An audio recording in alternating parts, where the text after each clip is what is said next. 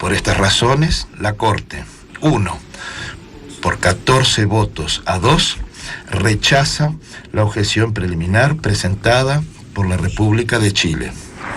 A favor, el presidente Abraham, el vicepresidente Yusuf, los jueces Owada, Tomka, Benuna, Cansado Trindade, Greenwood, Xue, Donoghue, Sebutinde, Bandari, Robinson, Greborgian y el juez ad hoc Dodet. En contra, el juez Jaja y la juez ad hoc Arbor. 2. Por 14 votos a 2.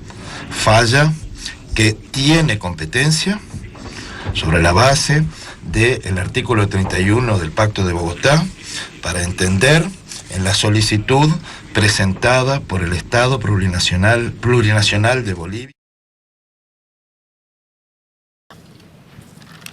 Chilenas y chilenos, la Corte Internacional de Justicia ha dado a conocer el día de hoy la resolución sobre la objeción preliminar opuesta por Chile, determinando que el tribunal sí tiene competencia para seguir conociendo de la demanda boliviana. Es importante destacar que este pronunciamiento de la Corte sobre su competencia no afecta en nada nuestra integridad territorial. Y en ese sentido, Bolivia no ha ganado nada.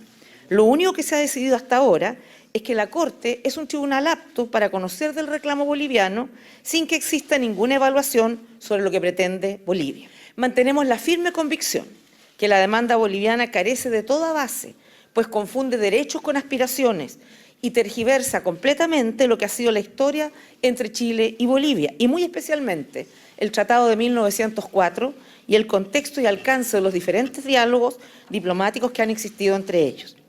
Chile no tiene ningún tema territorial o limítrofe pendiente con Bolivia.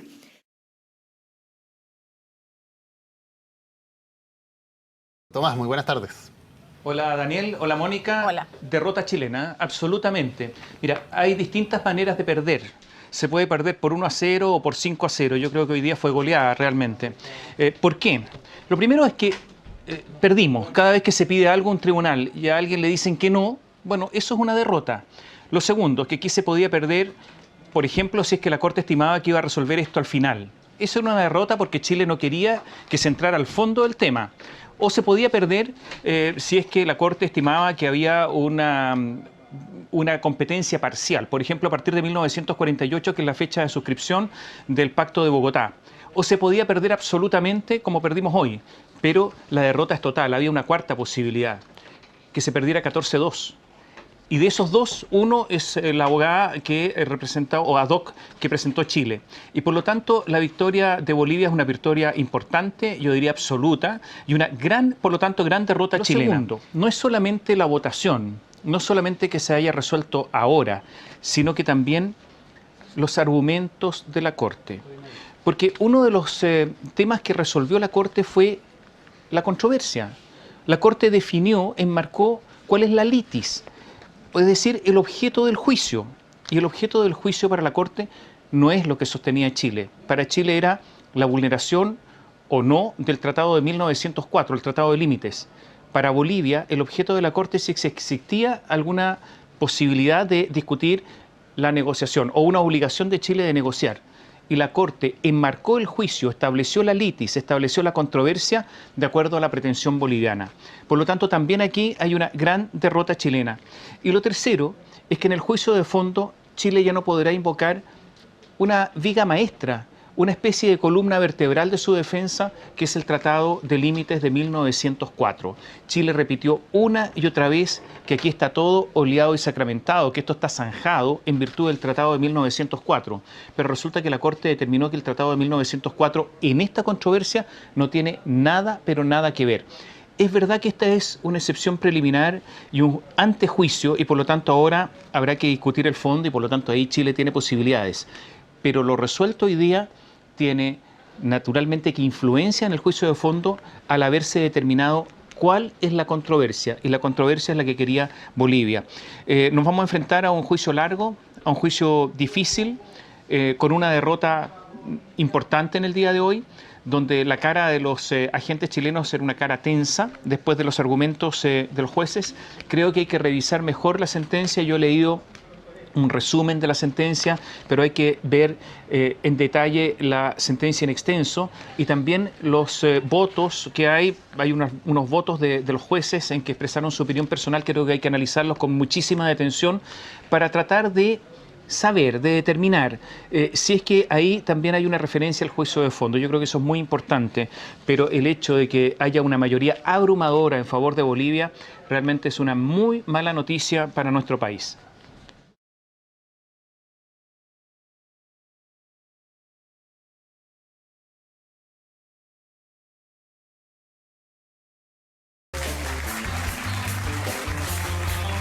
Hola, ¿cómo están? Bienvenidos y muchas gracias por acompañarnos. Nuevo capítulo del Informante, día martes, programa editorial de la televisión pública chilena. Esta noche vamos a conversar sobre la resolución de la semana pasada en el Tribunal Internacional de La Haya. Primero conversando con el expresidente de Bolivia, el vocero de la causa boliviana, Carlos Mesa, quien está con nosotros. Bienvenido, señor Mesa, buenas noches. Buenas noches, un verdadero gusto conversar con usted y a través suyo con la teleaudiencia de Chile. Diarios al día siguiente que publicó Bolivia, hoy mostrando una sola voz, Bar para Bolivia, por ejemplo, que apareció al día siguiente. En fin, tengo montones, La Razón, está el diario Página 7, está el diario Cambio, Bolivia logra primera victoria en La Haya con la fuerza de la razón. En fin, en el fondo una sensación, señor Mesa, digamos, de un país bastante triunfalista luego de la resolución adoptada el día jueves. Comparte, sin embargo, que finalmente la conclusión, a partir del fallo propiamente tal de la Corte, es que lo que se establece es la obligación de negociar, pero que no es lo mismo que la obligación para obtener un resultado, es decir, que en el peor escenario para Chile o en el mejor escenario para Bolivia se podría generar esta obligación de negociar, pero no lo mismo que obtener un resultado. No, no lo comparto en absoluto. Creo que esa ha sido una lectura absolutamente sesgada de parte, sobre todo, del agente de Chile, don Felipe Bulnes, cuando habla incluso de la palabra mutación, que la Corte había mutado la naturaleza de sus alcances. Él se refiere al párrafo 33 del fallo, pero el párrafo 34 del fallo, que es el que define exactamente la naturaleza de lo que estaba en cuestión, la naturaleza de la controversia, la Corte Internacional de Justicia es muy clara. Establece que la Corte fallará sobre si Chile tiene la obligación de negociar con Bolivia para otorgarle un acceso soberano al mar. Es decir, no se separan los dos conceptos. Uno es el negociar y el otro es para otorgarle un acceso soberano al mar. Da por hecho algo que, sin embargo, yo nunca se lo había escuchado a juristas antes en juicios tanto locales como de Corte Internacional, donde usted dice que un tribunal no puede acoger una parte de una demanda. Y efectivamente, tanto en juicios locales, civiles como internacionales, sí hay montones de precedentes donde se toma una parte de la demanda, pero no necesariamente se acoge completamente una demanda, sino que puede decir, ¿sabe qué? En este sentido, sí, en este otro, no. Un segundo, le hago la observación. Usted tiene razón en el momento del fallo, pero no en el momento en que el juicio no ha comenzado todavía.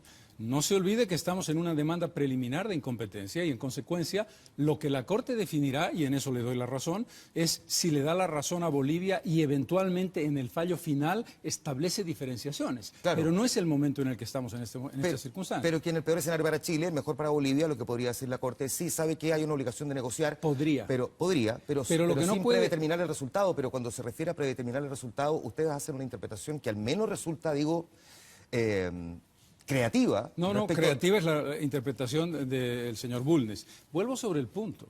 El objeto de la controversia es que el punto clave es, punto número 34, objeto de la controversia. La Corte establece que el objeto de la controversia es si Chile tiene la obligación de negociar para otorgarle a Bolivia un acceso soberano al mar. Ese es el tema. Perfecto. Y en el contexto previo, no en el contexto posterior, es decir, en el punto 33, no en el 34, la Corte establece que no puede predeterminar una solución, no puede establecer el resultado, no sobre el acceso soberano al mar, sino sobre las características de eso. No lo dice el fallo. Lo que dice el fallo literalmente es que no le correspondería predeterminar el resultado de cualquier negociación que pudiera tener como lugar o como consecuencia de la obligación de negociar. Lea el punto 34 si es tan amable. Sí, pero si el punto 34 no está en discusión, lo que estamos discutiendo aquí es por qué usted hace una interpretación tan diferente respecto de lo predeterminado. Déjeme hacérselo en un ejemplo práctico. ¿Cómo se puede establecer que hay una obligación de negociar si es que se determina que el resultado de esa negociación sí o sí tiene que ser lo que pide una de las partes? Por una razón muy simple, porque una de las partes no lo pide. porque lo que Bolivia hace es recoger las sistemáticas oportunidades de compromisos y promesas formales de Chile que establecieron desde la perspectiva chilena y ante la afirmación chilena que Chile estaba dispuesto a negociar con Bolivia para otorgarle un acceso soberano al mar. No hay que olvidar algo fundamental. Bolivia no pide algo unilateralmente, sino que está generando el pedido a partir de los compromisos de Chile. Y segundo, no le pide a la Corte que establezca un fallo predeterminado. Le pide a la Corte que le recuerde a Chile que Chile se comprometió. Porque aquí el concepto fundamental es, hay un criterio que son los actos unilaterales de los Estados cuyo compromiso no cumplido generan una obligación exigible. Que aquí hay un concepto que Chile debe entender de manera fundamental. El pedido de Bolivia no surge de una iniciativa que nace del deseo y la aspiración boliviana. El pedido de Bolivia nace de los compromisos generados por Chile. Y es Chile el que en 1920, 23, 26, 50, 61, 75 y 83, para no mencionar la agenda de los 13 puntos, el que se compromete a negociar con Bolivia para otorgarle un acceso soberano al mar. En consecuencia, no es una de las partes que pretende un fallo con un resultado predeterminado. Ahora, usted dice se compromete, pero sin embargo Chile lo que dice es que en el mejor escenario, lo que en algún momento es que se exploraron alternativas para, en el aras de mejorar esa relación, buscar una solución conveniente para ambas partes. No se exploraron alternativas, se plantearon compromisos formales. Patricio Carvajal, ejemplo, 1975, establece una propuesta global de negociación con Bolivia que incorpora el término "es sobre esta base que Chile está dispuesto a negociar para otorgarle a Bolivia un acceso soberano al mar, en ese caso en una franja territorial y un corredor". Si lo tiene tan claro, ¿por qué no se le respondió de esa manera entonces al juez Wingwood cuando él plantea cuál es el momento en que se establece ese Por una compromiso? razón muy simple. Porque sería un error de parte de Bolivia establecer que habiendo una línea de compromisos tan consistente a lo largo de más de 7 décadas, hay un momento mágico que establece el punto de compromiso. Pero después el no punto preguntaba,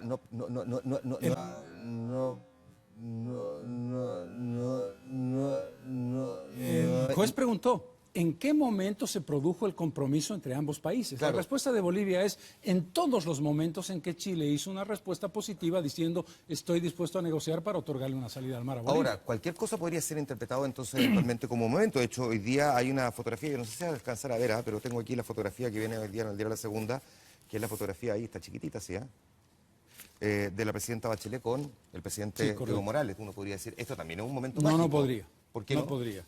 Porque ahí no hay ningún documento firmado. Yo le estoy hablando de memorándums, notas diplomáticas, cartas de presidentes y acciones diplomáticas que pueden entenderse como tales. Bello Codecido en 1950 le escribe una carta firmada por el ministro de Relaciones Bello Codecido a Bolivia con la propuesta. Patricio Carvajal le escribe una carta al embajador de Bolivia con la propuesta.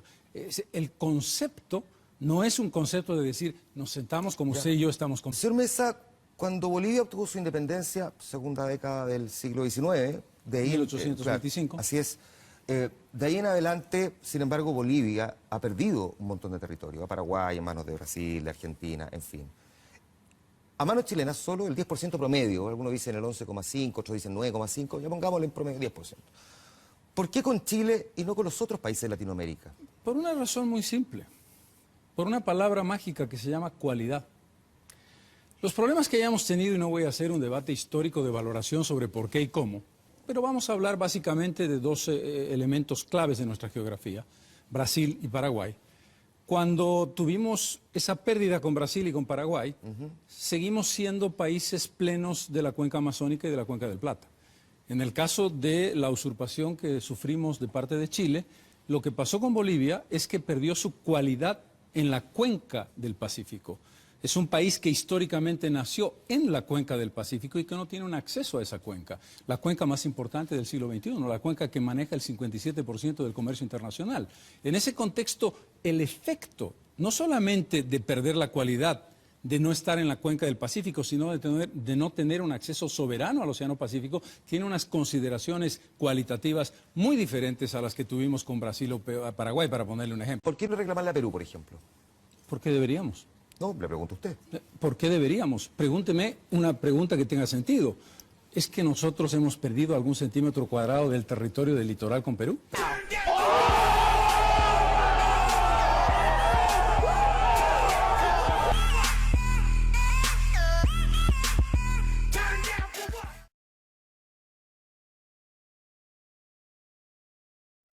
Yo, por cierto, no lo voy a recibir, de ninguna manera.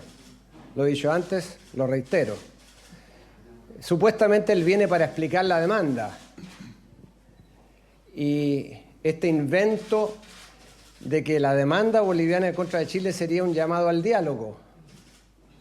Yo creo que nadie se compra eso porque sabemos que lo que pretende la demanda boliviana es que Chile sea territorio, y eso no va a ocurrir. Ahora, que algunas personas se entrevisten con él, me parece que están en su derecho, pero ninguna autoridad de gobierno recibirá al señor Mesa, independientemente que tiene la libertad de circular por nuestro país. Por 14 votos a 2. Falla que tiene competencia sobre la base del artículo 31 del Pacto de Bogotá para entender en la solicitud presentada por el Estado plurinacional de Bolivia.